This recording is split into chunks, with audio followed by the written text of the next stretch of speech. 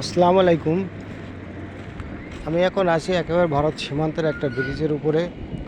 এটা একটা নদী। এই নদীর দুপাশে অনেক ছোট ছোট নৌকায় এরা মাছ ধরতেছে এবং তারা এই যে বালু বলতে যে সিলেকশন বালি বলে, এইগুলো উঠায় এরা নৌকায় ভরতেছে। এ পাশ হচ্ছে বাংলাদেশের পাশ, আর এই যে আমরা এখন দেখাতে চলেছি এই ব্রিজটার পাশে, এটা হচ্ছে ভারতের পাশ। এখানে নদীর ভিতরে পলি জমে গিয়েছে।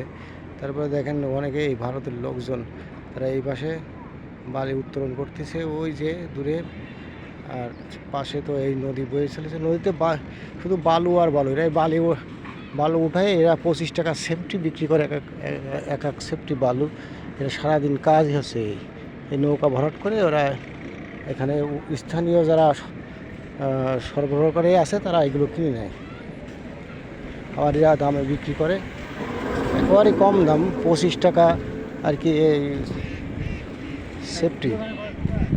হ্যাঁ, এটা আছে 25 টাকা সেফটি মাত্র। আর আমরা তো অনেক দাম কিনতে হয় আমাদের।